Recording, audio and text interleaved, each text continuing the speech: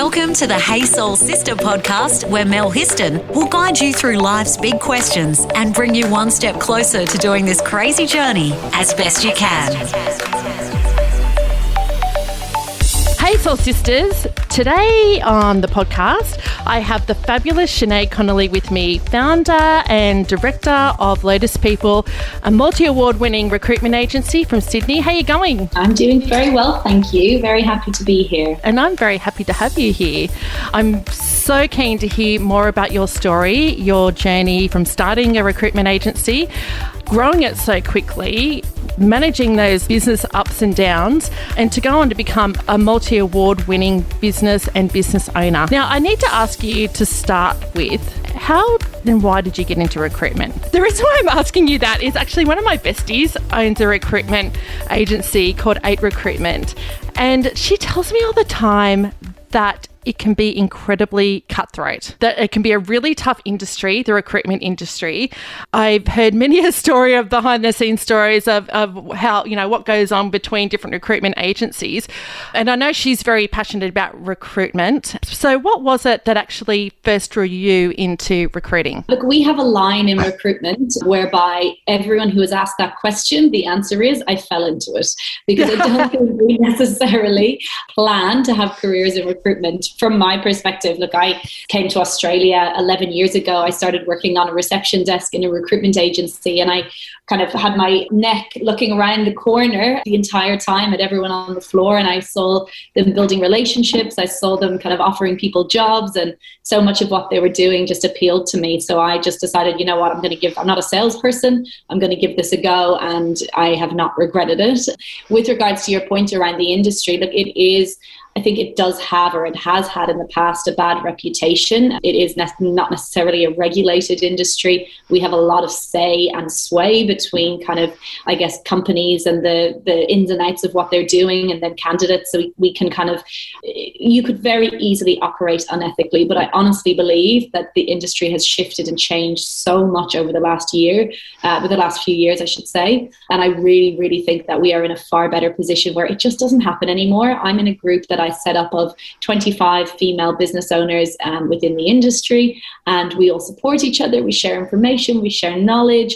I'm going to a couple of recruitment industry events this week, including the industry awards, and I'm so excited to see so many of my peers there. I just think we've reached a point, and particularly after COVID, everyone in our industry struggled and suffered during COVID.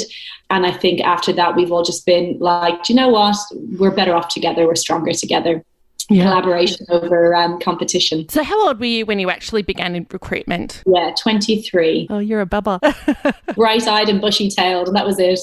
Yeah. So how long from you starting at 23 was it before you started your own business, before you started Lotus People? Yeah, so I was in that agency for my last agency for 4 years. I kind of worked my way up. I very quickly moved off the reception desk into a support role, and then a consultant role, and then a senior consultant role. But I actually set my business up without a huge amount of experience. I felt very passionately about the fact that the standard of service in our industry needed work. And so my friend and I, we had the exact same mentality. We were yin and yang in how we operated.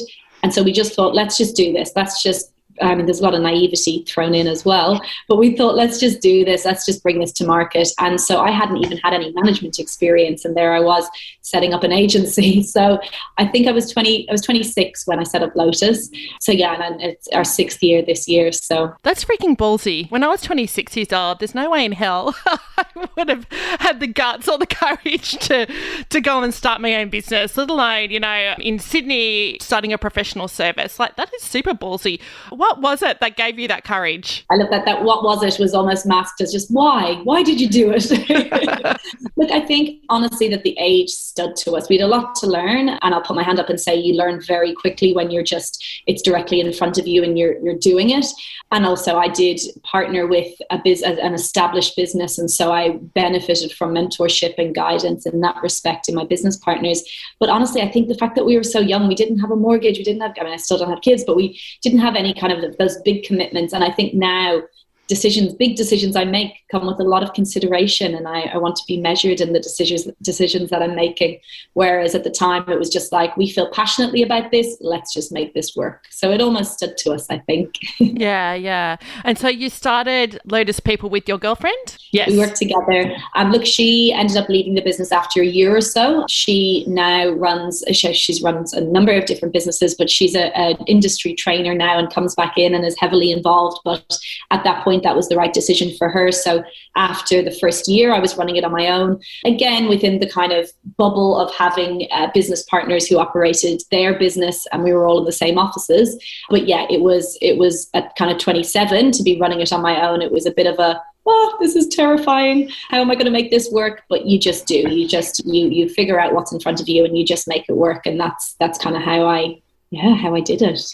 It's interesting. I saw Tony Mowbray speak once, and he was the guy who sailed in the Sydney to Hobart race years ago, where they had the big storm and the boat capsized. I can't remember the name of the boat, but I saw him speak once, and he said something that I've never forgotten. He said, in life, family, business, whatever it is, are you interested or are you committed? Because if you're interested, you'll do what's easy. But if you're committed, you'll do what it takes. And so I think for many people that start businesses, it can be and I've done it myself. When I started a photography business years ago, when I started off, I was just kind of like interested. I didn't do what it took.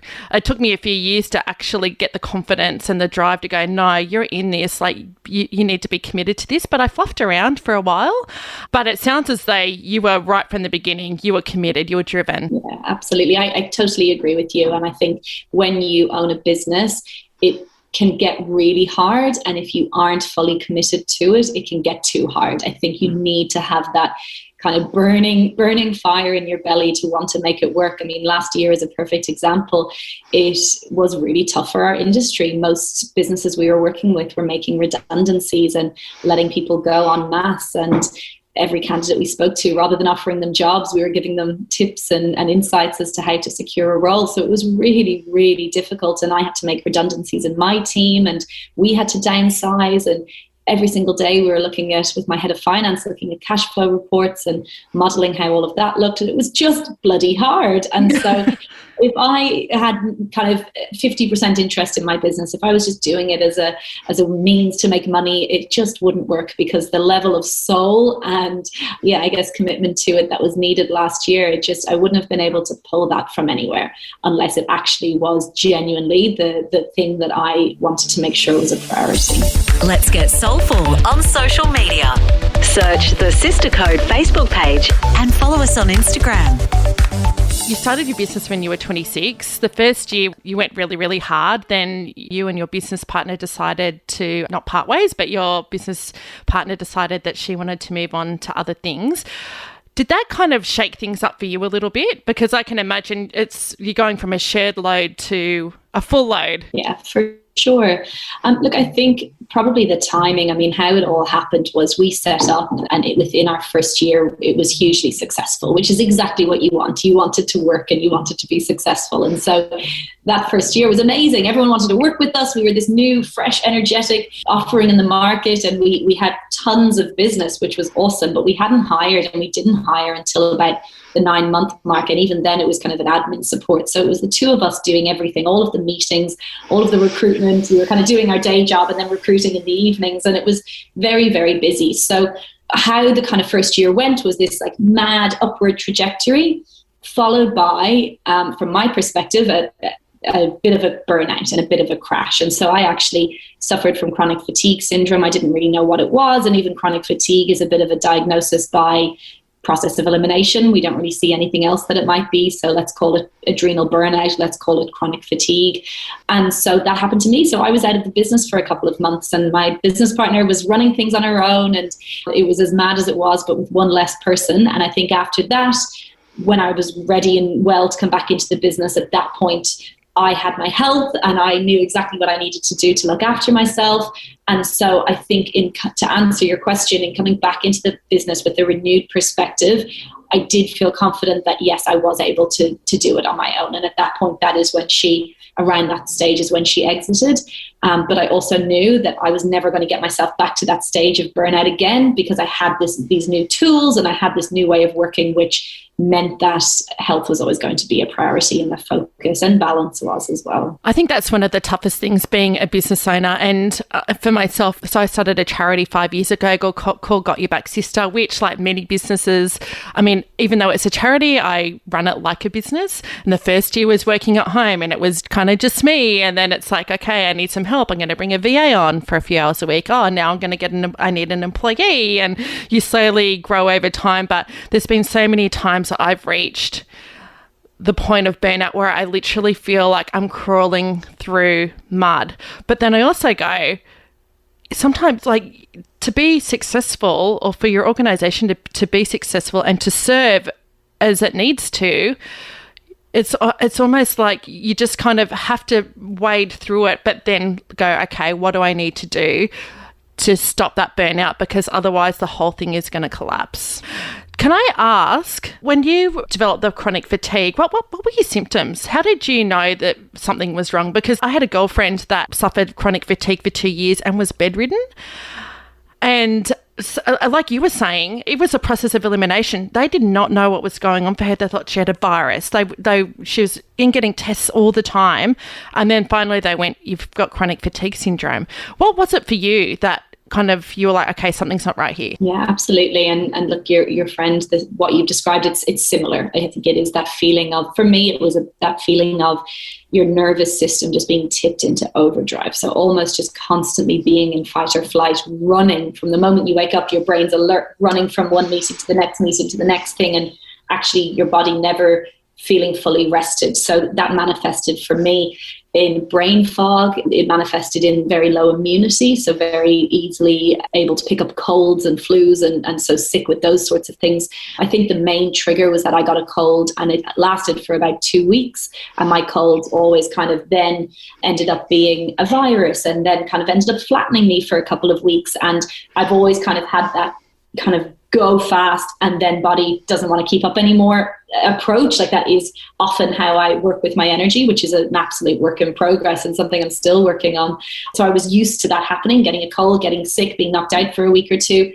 But that happened to me and I didn't get better. I essentially didn't get my energy back. I didn't have the ability to kind of just go, okay, I'm back to normal now. It's almost like my body was just then tipped into a place of complete exhaustion. And so for me, it was being bedridden. It was having my brain just being constantly alert and constantly, like the amygdala constantly being in overdrive. And so it really did take a lot of work to bring me back to a place of homeostasis. But yeah, definitely a number of different symptoms. But I think that all of what you would expect at a full total burnout of just being completely exhausted, I definitely experienced all of that. Do you get fearful about it coming back? It's a really good question. And the odd time, if I have a cold and it lasts maybe a couple of days longer than it should, I might get like a mild wave of anxiety, being like, oh my God, am I going to go back there? But also I just know that I was living at a completely unsustainable pace for me. Everyone works at different paces and everyone's aware of their own limitations. But for me, it was completely unsustainable. The hours that we were working in a day, eating dinner at the office every night, and just the pace, like just the pure pace of everyone kind of wanting things from you and you delivering constantly. Like, it's just that never actually kind of taking a step back and slowing down. So yes, I think it's a tricky one and everyone's different, but I definitely know that I will never go back there because I'll never live my life like that again. And that's reassuring. I know that what I put myself through, it was a once-off. Yeah. So how do you do things differently now? A lot of focus on, so I meditate every day. Sometimes I only have time for 5 minutes, but I still do it. I move at a different pace. So instead of, I'm in a service industry, I want to deliver. And so I catch myself, and I've done it this morning, say, great, we want you to start as soon as tomorrow. And I go, okay, brilliant, let's do it. And I'll have it delivered by Friday. And then I go, no, catch yourself. Wednesday is perfectly feasible instead of Friday. Perfectly acceptable. Exactly. So it's kind of balancing that desire to want to deliver and to do a good job and that kind of drive for success, which I have, and to do a good job by the clients that I'm working with, balancing that with what's realistic and what's reasonable. And that sounds really basic and really rudimentary, but it is something that I battle with, because I am a high achiever and I want to do everything now immediately. So it's a combination of, I guess, self-care and putting things like that in place, having a good routine around exercise, and also just knowing my limitations. Want to fill your soul with more? Go to thesisterco.com. You've gone on to win numerous awards, which is really cool, including Young Entrepreneur at the age of 28. You're still in your 20s and you're winning Young Entrepreneur Award. You have won Recruiter of the Year. You have won Best Small Agency. You've won, Young Entrepreneur from the Irish Australian Chamber of Commerce. You've won lots of awards, which is awesome. So I'm guessing to actually be, I'm going to use the word good enough, but it's not good enough. But you're outstanding, you and your business. What have you learned at such a young age about leadership and about culture? Because, from the reading that I did about you and your business, that's something that you really pride yourself on. Yeah, and thank you. Yes, it's been an amazing journey. And I think for me, I don't want to do this if we're not doing it well. We could so easily have a recruitment agency that have people who are making money and we're in the market and we exist and we're okay at what we do. And that just isn't me. That goes against the grain of how I operate as a person. If we're going to do something, I want to do it properly. I think, to answer your question, the three things I focus on and the things that I care deeply about are people experience. And so for me, that's the threefold is the candidate experience, the client, which we're very well known for, and we do a lot of work around, the client experience, which is obviously delivery, and our internal team experience. And that's all people experience. I care about the people that I interact with having a positive experience and coming away feeling like they have had a good interaction and that they're in good hands. And whether that is our internal team or the people we deal with, or again, with the candidate side, often candidates are forgotten about within the recruitment process. There's a lot of stats and data out there to support the fact that candidates feel like they just do not have a positive experience whilst looking for work. And so all of that comes from just a desire to make sure that people are looked after. And that's genuinely where I come from as a leader. And that's the thing that, even though I was a young leader, that has always been a focus. And I think you garner respect and you kind of build authentic relationships with the various different people that you deal with and you work with when that is your primary focus, because people can see that you care. When you were younger, were you a leader then, like in school? Have you always been like a school leader or a leader with your friends? Is that an innate thing, or is it something that you've learned? I think so, but I think as girls, it's bossy rather than... No, because you know why I asked that? Because I was watching The Apprentice last night, Celebrity Apprentice, and I haven't watched a lot of that show, but I watched it last night with my son and his girlfriend, and it was good family bonding over The Apprentice. And there was a young girl who was the Miss Australia. I can't even remember her name. Anyway, doesn't matter. If you're watching The Apprentice, you'll know who I'm talking about. She's this gorgeous young Miss Australia, entered into Miss Universe. So she was like the intruder, the new person that had come into the show kind of like a few episodes in, and they'd popped her in a team. And when they were working out the challenge, they were like, who's going to be the project manager? And she's like 25, 26. And she was like, I'll be the project manager. And so you could see everybody in the team's a bit like, oh, God, how's she going to go? She's so young. She's just come in. She hasn't been a part of this. And I was watching going, wow, you're so young. How are you going to go? And she absolutely nailed it. Absolutely nailed it. They won the challenge. And I was watching her going, wow, you have really got something. She reads the weather over in WA on the news channel. So I'm guessing she probably hasn't had a lot of experience project managing people. But I go, there's something about her, that X factor, where she has innate leadership abilities and qualities. And so that's how I'm going, that could be you. I think it might be you.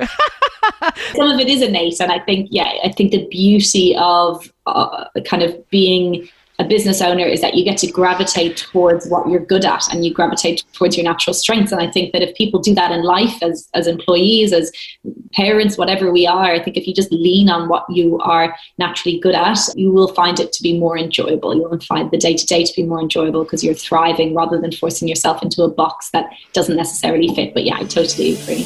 Want to save your soul? Review us on Apple Podcast. Okay, I'm going to ask you a question now. And it's a question, I suppose, because I've come up against this. So I'm really curious to see whether you have, especially being a younger businesswoman and who became a business owner at a young age and being a woman.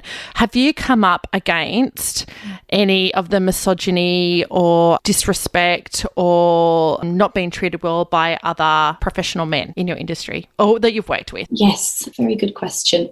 Look, I think that our industry as a whole does have very good gender balance. I think that women or men, you can be a great recruiter. What I did notice when I first started going to recruitment industry events and awards many years ago, 5-6 years ago, was that when you get to the top level, it's mostly just men. And that was the catalyst for me starting my women's agency owner network, where I wanted for us to be leveraged and kind of lifted up to the next level, because I knew that we were the minority. And so that is definitely something I've noticed. Look, I've had situations with certain men in certain industries where they kind of want the more experienced person in the room, and you kind of get the sense from them there's a bit of bravado. Certain industries that are probably more male dominated, I've had experiences of feeling maybe young and maybe female, but it's always, I mean, again, as the owner of the business, I get to walk away based on values and based on a lack of value of environment. But it's definitely, I'm very, very lucky in that it's definitely not been, because this isn't just a male-dominated industry, it hasn't been something that's been a consistent issue. I've noticed it because I think, how could you not? It is the state of the world. Yeah. But definitely not an ongoing kind of, issue or drama for me. Well, that's wonderful, because I've shared on Hey Soul Sister before when we've done other episodes. When I was in my 20s, I worked for an organisation which was very male dominated, and they were some of the men, and they were older men in their 50s and 60s. They were actually foul. I'm going to call it foul. Yeah. And the way they would speak to me, the way they would treat me and other women. So, that's, and I like to, you kind of hope in this day and age that times are changing, because, I'd like to say that was yesterday, but it was 20 years ago. So you hope that we've progressed with that whole gender equity, although apparently we still have another ways to go. And what are they saying, 26 years? They say before there'll be gender parity across pays for women and, in organisations and things. There's so much work to be done, so much work to be done. It's never blatant. I never see in a company that men are paid explicitly more than women. It's never as obvious as that, but it's subtly there. It's absolutely there, and there's a lot of work to be done on it, I believe. So you've been on a really big journey over the last 6, 7, 8 years. What wisdoms have you learned about business? Oh, goodness. I do think that the resilience that you can create and muster and lean back on in times of difficulty, it's amazing how that can translate to your own life as well. I think that having a business and being in business, in my own experience, I really do believe that we are stronger than we think we are. And through my own journey of being unwell and being sick and then running a business and having ups and downs with that, I do think that I'm stronger for it. I'm able for anything. Yeah. I don't want to deal with just about anything, but I would be able for it, I'm certain. Yeah. And do you know what? I kind of believe, and certainly this is my experience during the COVID, you have a choice. You kind of, when things like global pandemics or challenges or whatever happen, it's that, you can go and curl up in the corner of the room in the fetal position or rock back and forth, or you can actually dig deep and go, no, this is going to be really tough, but I'm going to get through that. You're allowed there sometimes. We're only human, but you have to get back up again. No, absolutely. And I think the other thing, I have a learner brain. I absolutely love learning. I'm a sponge. The more that I can learn, the better and the happier that I am. And so I think that if you have that mentality and that openness and willingness to learn, then running a business and being in business is a very good vessel and container for that. So definitely having an open mind towards just absorbing information is something that I've really, looked at as a positive over my last few years. What's the best bit of advice you've ever received? Exactly tying in, and I always think of it exactly tying in with what I just said. My first ever manager said to me, never stop learning. Even if it's every day, just picking up a newspaper or reading a new book or just kind of ongoing, more formal studies, never stop learning. And that's always stayed with me. And I definitely embody that in the amount of information I absorb day to day. Yeah. Want to fill your soul with more? Go to thesistercode.com. What's next for you? We're at a really, really exciting stage. The market, the employment market has absolutely bounced back. Everybody is in hiring mode. Actually, during COVID, we launched a new division, a HR division, where we now recruit senior HR professionals. I've just hired someone into that division. My other team of 10 are absolutely thriving. So we're primed for kind of this next stage of growth, which is really exciting. And all I want to do is fly to Ireland to see my family. Definitely on the list. I will get there at some point soon, but that is an imminent goal as well. Yeah.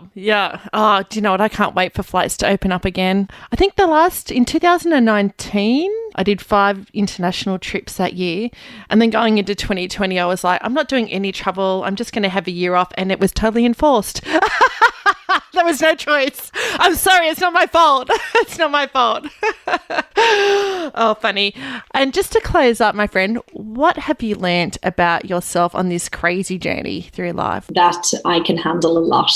The resilience piece is key. I think like I said before, I think you're stronger than you think. And as long as you are building genuine, strong, authentic, meaningful relationships around you, you can handle just about anything. Well, thanks so much for coming on Hey Soul Sister. And I can't wait to share this episode out because you're an awesome, inspirational businesswoman with a lot of soul. So thanks so much, Sinead, for coming on Hey Soul Sister. Thank you so much. My absolute pleasure. Thanks for listening to Hey Soul Sister with Mel Histon. What would help you on your crazy life journey? Email Melissa at thesistercode.com.